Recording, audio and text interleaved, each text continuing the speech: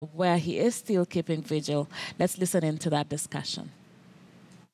KTN News, where we have been giving you rolling coverage of Kenya's repeat poll. It is a poll where, of course, a significant majority have not participated. But from the IEBC, the last briefing we got from the IEBC chair, Wafula Chebukati, is that they've recorded a 48% voters turnout. That is an estimate, according to him. Of course, we do expect some other briefing from the IEBC's NAV Center right here at the Bombers of Kenya. And from the last briefing by the IEBC chair, he also indicated that they have received 27,124 Form 34As.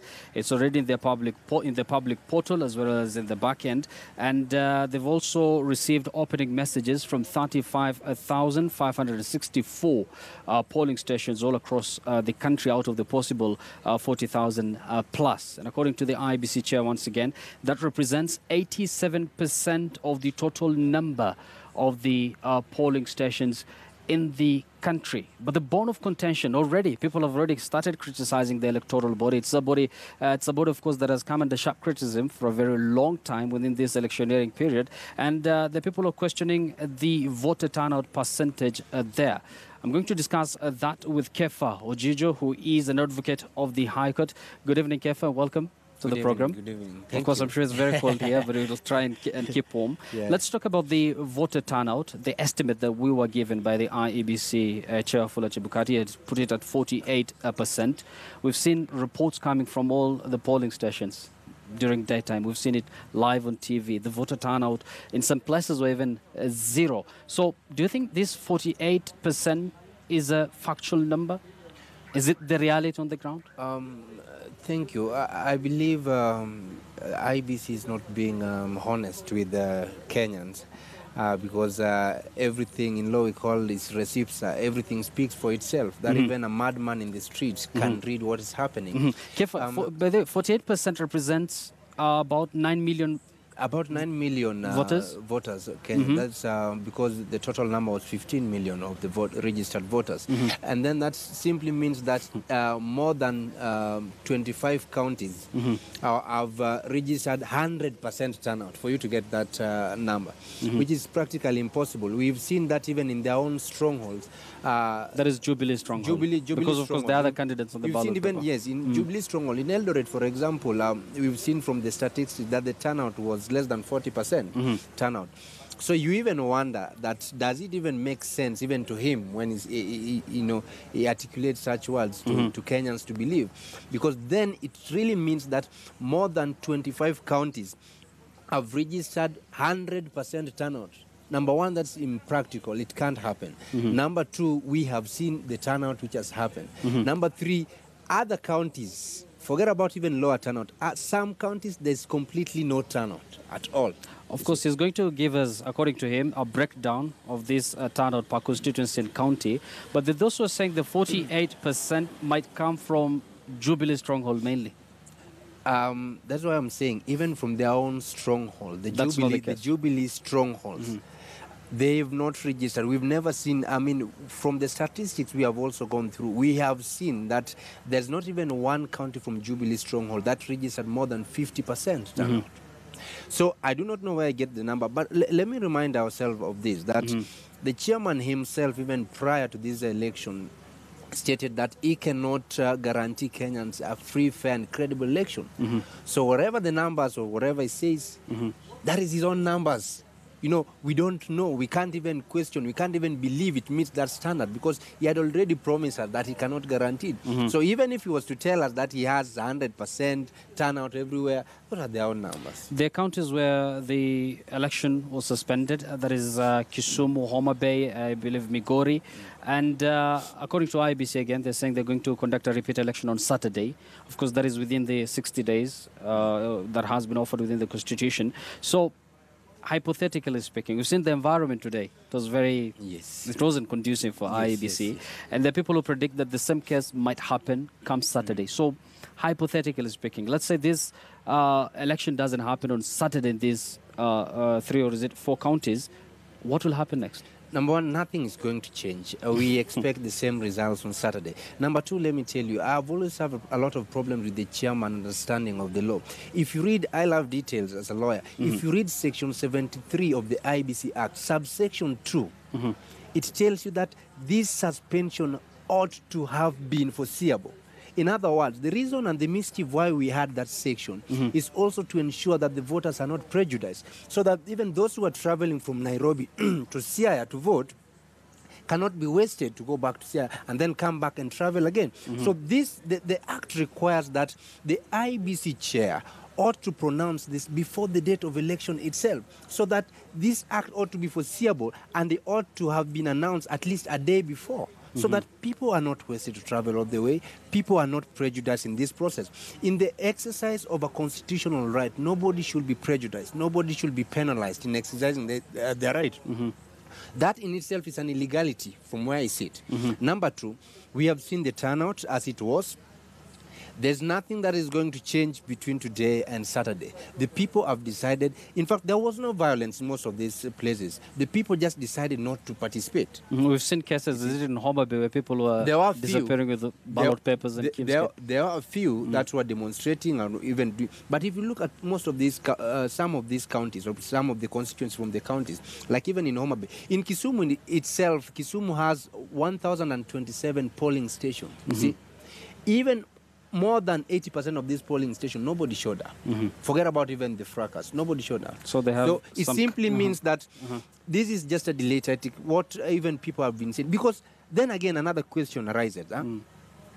If you are only identifying 4 counties that ought to be suspended, we have other more than 10 counties that there were zero turnout, there were equally some extent of violence. You have not suspended this county. What criteria are you using? It simply means also zero down to what is the motive. Why will you then choose to ethnically profile some Coincidentally, these are strongholds of Raila Odinga, of course, NASA's leader. Let's talk about the ability or the potential of President Uhuru Kenyatta, who is the Jubilee candidate, to galvanize his support base. Those who are saying, is he going to be able to even make sure at least half of the country come out and vote, because it stands at 48%. The voting process, of course, the tallying process is still on. But will it be fair to the president, bearing in mind that there's some of his supporters who've also not showed up today? You see, now, this is where these are the problems that we now have to deal with as a country when we refuse to bind ourselves the laws and the systems that governs this country. These are now the results that you have to live with. It simply means, therefore, that even the president himself and where he sits and his party, he understands very well that he does not even have half of the support of the country. That's what I'm saying. Is it fair? Is it fair to judge him based on today's election, in terms of voter turnout? Because there are those who are his supporters, but, they also kept off from voting. It would then tell you then, why did even his supporters, boycotted this Let's face it, there are those who would like to vote for him when, let's face it, it's a fact that when Raila Odinga, the NASA presidential candidate, actually ceases to be a presidential candidate, now he's a NASA leader, there are those who are motivated by his presence on the ballot paper.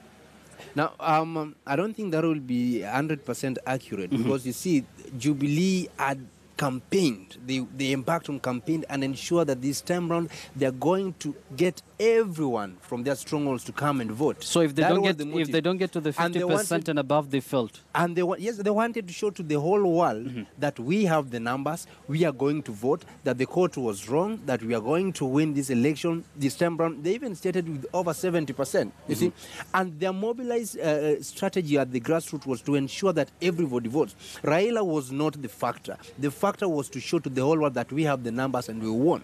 So I do expect that their people were properly mobilized and their people were supposed to turn out to vote. If people do not turn out to vote, then it zero down to 2 reasons. The first reason is that people feel that this election was prematurely conducted for them.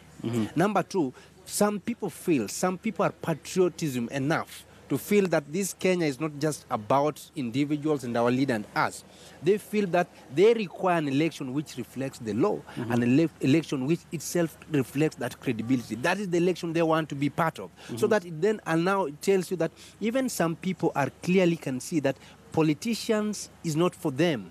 They are working this and their own interest. So that if that person or that a leader should be in that position for me to vote for him, then I feel it is not. I'm not voting for a leader that have the national outlook, national interest. I'm voting for a leader which. I think Kefa, part of the things that you've raised are things that were part of the petition that were filed by the 3 Kenyans at the Supreme Court. Unfortunately, I don't know if it's fortunately for the Jubilee supporters, the Supreme Court did not get to a quorum, so they adjourned the court.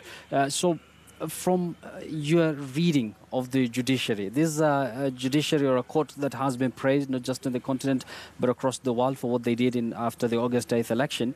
Do you think in some way judiciary is also being compromised? Article 163 of the Constitution provides a quorum of the Supreme Court to be 5 judges, so that if you do not have that number, then a court is not properly constituted and cannot proceed with any hearing or any mention. We have seen what happens, that there is a lot of influence now also trickling down to judiciary. Remember, these are human beings that can also succumb to pressure and threats that will definitely affect them. It is not by coincidence that the Deputy Chief Justice, Lady Justice Philomena Mwilu, security and driver, was shot at night when we had this grand hearing and ruling, which was to determine the fate of election we have today. So if you see such things start trickling in, and you see other judges also external factors boycotting court, 2 things will arise. Either one, they are tired with this political process, they don't want to be dragged into it, or the 2, there's a lot of state interference getting into judiciary, and judges start feeling that we cannot carry this baggage from the executive to our own expense for this country. What do we do as human beings? We keep off. Let them play by their rules. How will you explain the development of the Court of Appeal? When the judges were no show in the morning, and then later on, was it at about... actually, the ruling was made at around 9, it was 10 p.m. So how will you best explain that? They show up. Now, that's the problem. When Justice Odunga issued the ruling, the judgment, indicating that the appointment of the returning officer and the deputy returning officer was illegal. Yes, it did not quash the gazettement, but it stated it's illegal. What does that mean? That simply means that any act they had conducted today ought to be nullified because it was not properly within the law.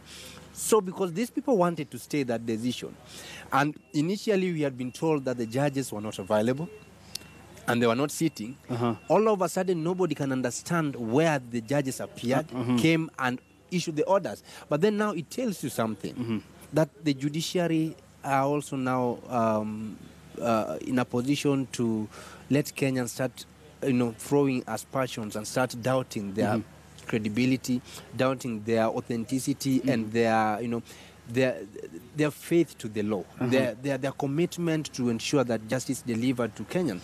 So that we are not sure yet, even if any Kenyan will move to court to challenge this election, if justice will be properly administered to them, with that confidence they did it with in the prior election. Yeah, let's... we'll talk about judiciary more, but let's focus on the election now. Yes. Of course, you've witnessed the August 8th election that was annulled by the same Supreme Court.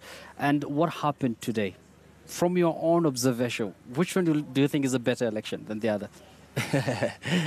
Any man in the street will just tell you the best election was the elections which were conducted on the 8th of August. This, to me, or to any other person, is not an election. It may be an opinion poll. You see, and to, I think weigh and see where the numbers can be inflated. Let me tell you one thing: you never underestimate in Africa. You never underestimate the power of incumbency and the power of the state. The state works in so many mysterious ways that nobody understands. And if it means that election will be won for them, it will definitely be. So numbers to them, we can have numbers. They know how these numbers will be played around with until makes sense to any Kenyans. But Kenyans know that people do not vote. To them, this is not an election. We never had something like this. Even in the 1992, we never had elections like this. This is interesting. Kefa, one final question. You were here at the Bomas of Kenya during the August 8th election when the results were trickling in from the various polling centers all across the country. In comparison to what happened today, or what is happening actually even now, we've seen some sort of paralysis. Operations have almost been paralyzed, because last time I'm sure you've seen observer missions, various interested parties very busy here at the Bomas of Kenya. What changed? Number one, the Commonwealth group of observers did withdraw from this matter, citing that they don't want to be part of a mockery to democracy. That, in essence, will tell you that they recognized that this is not an election. Number two, we'll see in the last election, we'll see the commission coming out time to time to update Kenyans, say what is happening, the numbers coming in. We've not seen that right now. I think nobody wants to come out to announce 4 votes and 5 votes. And of course, of course, the reports we're getting from the authorities here is that because of security concerns, they also stopped these observer missions. They've limited access to this area. Which security concerns? Election is a public process, and it's a question of the people. It is people's act. Election is a public process that you cannot state issues of security. In fact, if it was possible, people will even be allowed to come at Bomas, all of them to be here. However, even if you but some of these observers are also threatened. I think one of the reasons why the Commonwealth observers in particular pulled out is because of the advisory that they were given. They were threatened and everything. I think this has everything to do with the toxic political climate that we have here. But you see, even if you say the question of threat, where are these threats coming from?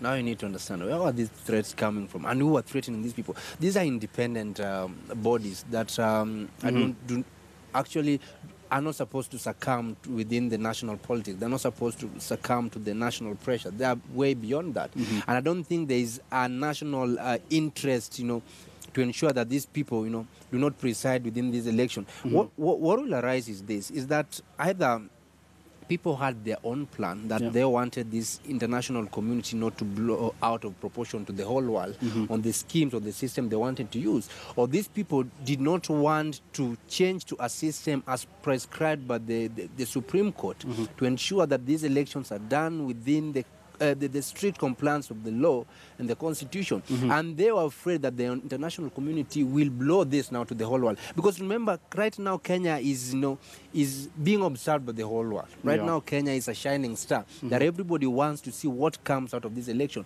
They knew they're not going to meet the threshold. The IEBC themselves knew they're not going to conduct a credible election. Nobody wants to invite people to blow out their own problems to the world so that they become a laughing stock. So if that could have been a measure, then yes, these people might have been intimidated as Kefa, unfortunately, we're out of time, but of course, we'll invite you once again and we'll have this discussion even more because, of course, according to the law, the IEBC still has, 7 more days before they announce who is going to win this election. So we'll wait and see. Many thanks, Kefa Ojijo, for your input. He's an advocate of the High Court. Of course, we're coming to you all the way from the Bomas of Kenya. This is the Nav Center of the electoral body IEBC.